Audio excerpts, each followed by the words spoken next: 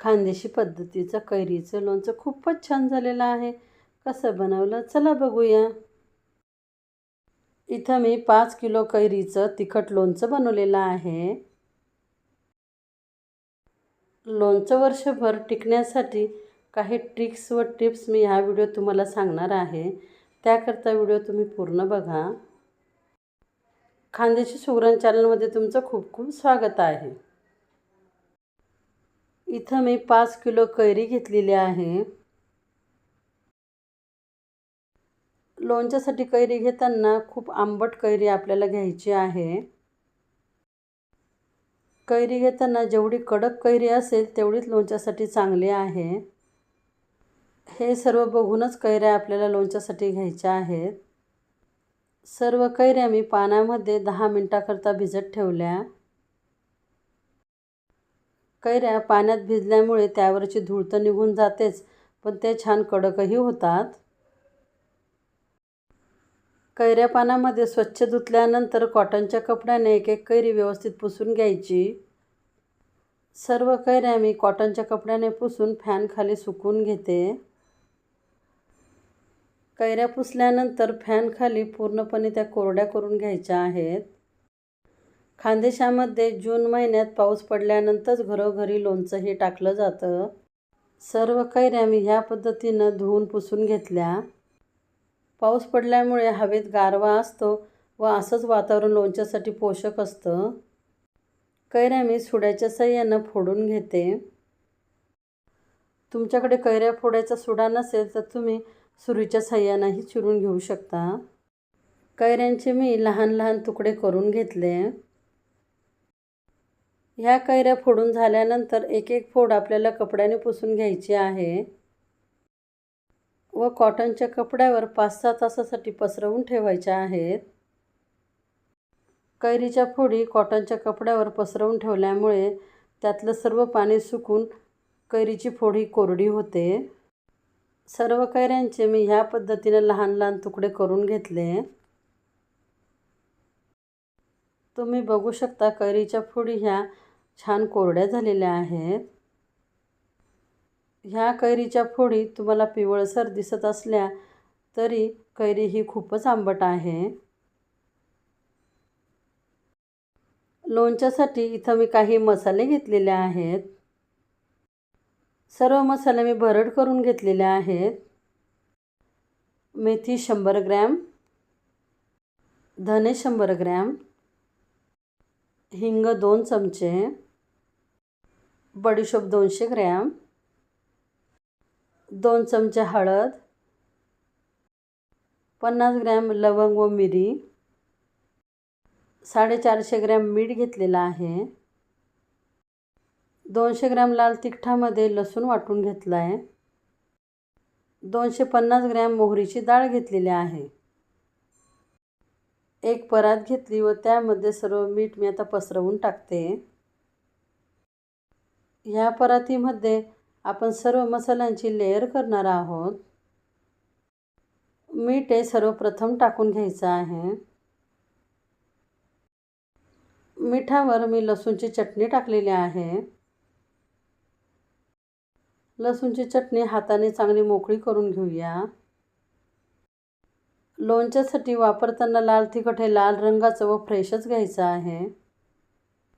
तुमच्याकडे जर लाल तिखट नसेल तर बाजारातून लाल मिरच्या विकत आणून मिक्सरवर दळूनही ते तिखट तुम्ही लोणच्यासाठी वापरू शकता. चटणीवर मी राई टाकून घेतलेली आहे. त्यावर बडीशोप टाकून घेतली. बडीशोप व्यवस्थित पसरवल्यानंतर त्यावर मी मेथी टाकली. मेथी पण व्यवस्थित पसरवून घेऊया. मेथी टाकल्यानंतर त्यावर धने टाकून घेतलेत. कैरीच्या लोणच्यासाठी शेंगतेलाचा वापर करावा. शेंगतेलामुळे लोणचं हे खूप दिवस छान टिकतं. 2 किलो शेंगतेल मी चांगलं कडकडीत गरम करून घेतलेलं आहे. गरम केलेलं तेल आपण ह्या मसाल्यांवर टाकून घेऊया. गरम तेलामध्ये मी 2-3 लसूणच्या पाकळ्या टाकलेल्या आहेत. तेल चांगलं कडकडीतच गरम करून घ्यायचं आहे. गरम तेल मसाल्यांवर टाकल्यामुळे मसाल्यांमध्ये थोडाफार जरी ओलावा असेल तर तो निघून जाईल. तुम्ही बघू शकता मसाल्यांवर आपण तेल टाकल्यावर तेलाचे छान बुडबुडे आलेले आहेत. गरम तेल टाकल्यामुळेच मसाला हा व्यवस्थित तेलात तळला जातो. लोणच्याचे काही मसाले आपण नंतर घालणार आहोत. गरम तेल टाकल्यानंतर चमच्याच्या साहाय्याने मसाला हा आपल्याला खालीवर करून घ्यायचा आहे.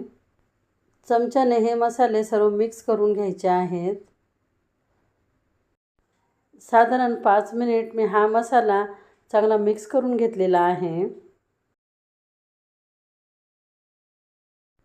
गरम तेल टाकल्यामुळे लसूणची चटणी, मेथी सर्व मसाले व्यवस्थित तळले जातात. लोणच्याच्या मसाल्याचा सुगंध हा पूर्ण घरामध्ये दरवळत आहे. तुम्हाला जर माझ्या रेसिपी आवडत असतील तर प्लीज माझ्या चॅनलला सबस्क्राईब करा, लाईक करा आणि कमेंट करा.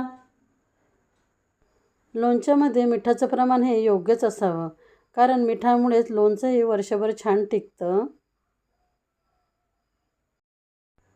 लोणच्यातील मसाल्याचं प्रमाण हे तुम्ही तुमच्या आवडीप्रमाणे कमी किंवा जास्त करू शकतात. सर्व मसाला मिक्स केल्यानंतर रंग तुम्ही बघू शकता किती छान आलाय तो. मसाला थोडा थंड झाल्यानंतर त्यामध्ये मी हिंग टाकला, लवंग व मिरी पावडर व हळद टाकून घेतलेली आहे.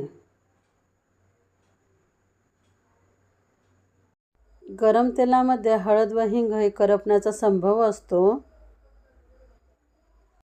म्हणून लोणच्याचा खार थोडा थंड झाल्यानंतरच हे मसाले आपल्याला त्यामध्ये टाकायचे आहेत.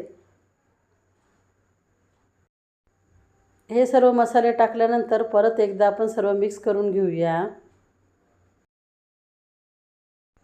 मसाले चांगले तेलात मिक्स केल्यानंतर हा लोणच्याचा खार आपल्याला 5-6 तासासाठी थंड करून घ्यायचा आहे. हा लोणच्याचा मसाला मिक्स करण्यासाठी थोडा वेळ लागतो, पण घाई न करता हा मसाला व्यवस्थित आपल्याला मिक्स करून घ्यायचा आहे.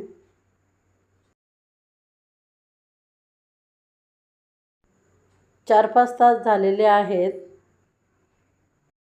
लोणच्याचा खार हा पूर्णपणे थंड झालेला आहे. त्यामध्ये मी कैरीच्या फोडी टाकून चांगल्या मिक्स करून घेते. थोड्या थोड्या कैरीच्या फोडी घेऊन खारमध्ये मिक्स करून आपल्याला ते लोणचं बरणीत भरून घ्यायचं आहे.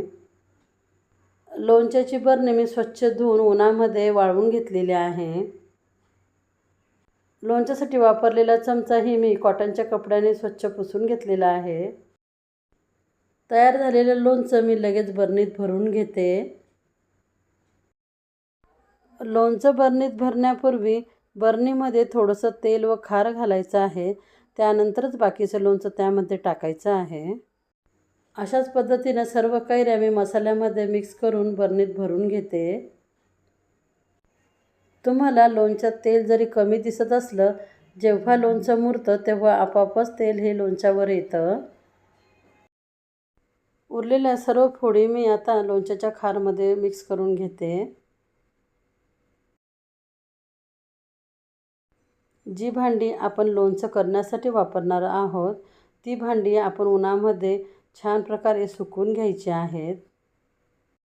या लहान लहान गोष्टी जर तुम्ही लक्षात ठेवून लोणचं बनवलं तर तुमचं लोणचं हे वर्षभर तर टिकेलच, पण तेवढं चविष्टही होईल. खानदेशामध्ये अशाच पद्धतीनं लोणचं हे केलं जातं. लोणचं बरणीत भरल्यानंतर त्यावर कॉटनचा कपडा बांधून घ्यायचा व ही लोणच्याची बरणी हवेशीर ठिकाणी आपल्याला ठेवायची आहे. 2-3 दिवसाआड चमच्याने आपल्याला लोणचं हे खालीवर करून परत कॉटनचा कपडा त्यावर बांधून ठेवायचा आहे. खानदेशी पद्धतीचं लोणचं तयार आहे.